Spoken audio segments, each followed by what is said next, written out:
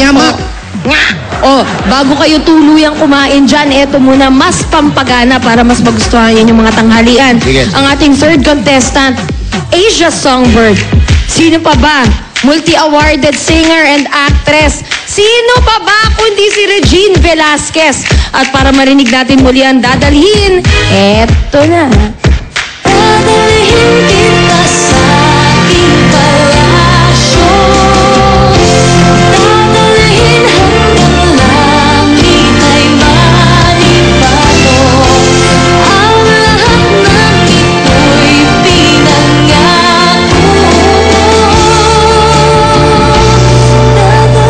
Dadalhin kaya siya sa tugatog ng tagumpay pag kinanta niya ito. Eto na si Shane Velasco from Balanga, Bataan, ang ka-voice ni Regine Velasquez.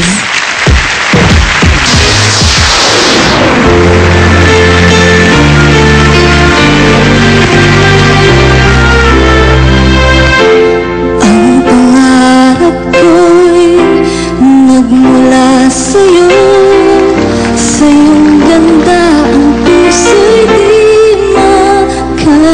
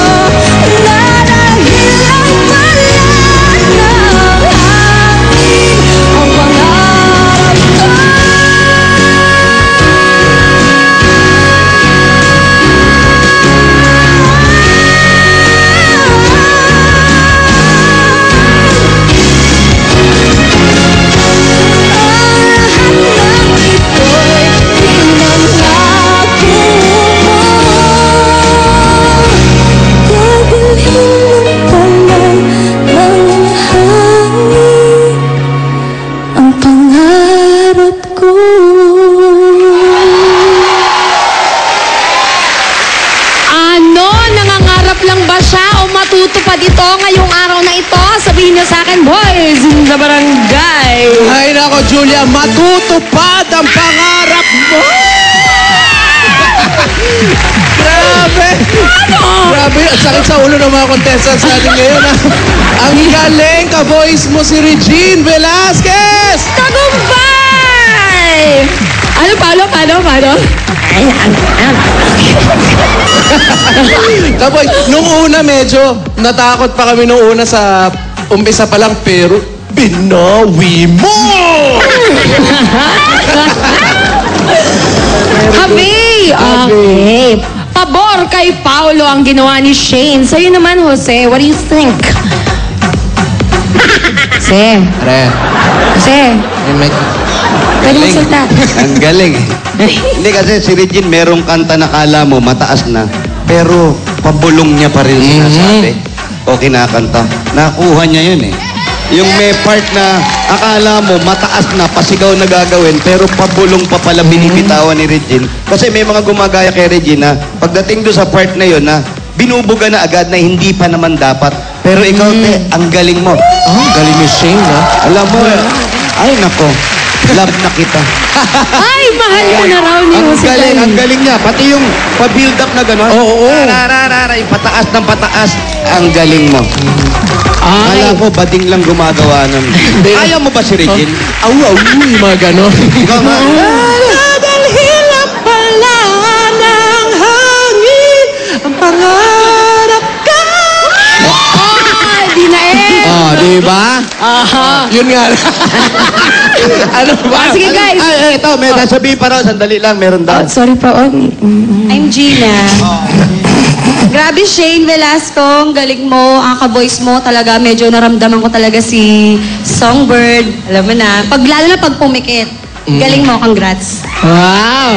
Ayan ay galing pa kay Lisa Makuha ang kanyang mensahe. Hindi si Lisa makuha yan. Ay, di ba? May dating eh, oh. Ganda, oh. Lahat na sinabi namin, joke yan. Ha? Ano? Wala seryoso dun sa Susunod, joke. So ngayon seryoso. Oh no, guys, final answer. Is it a pwede or a pabor? Kabog! Kabog! Pabor! Pabor sa ating mga judges ang ating third contestant. Lahat sila, Bird.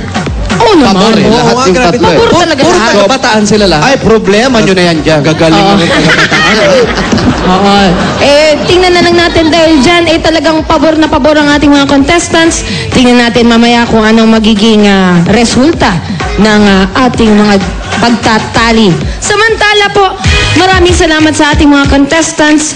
At ngayon palang congratulations na sa inyo. You heard Jonalyn Veray, Shakira, and Miss Regine Velasquez. You guys were fantastic today, and once again, thank you to the boys in the barangay. Remember, our winner for today will receive 20,000 pesos, and we have 5,000 pesos for the runners-up. Mamaya po, malalaman na natin kung sino sa kanila ang magiging ka-voice ni Idol for today, at babalik sa Biyernes for our 7th weekly finals. Up next, magtawan at magkulitan na tayo sa Ang Joke Ko sa pagbabalik po yan ng Eat Bulaga!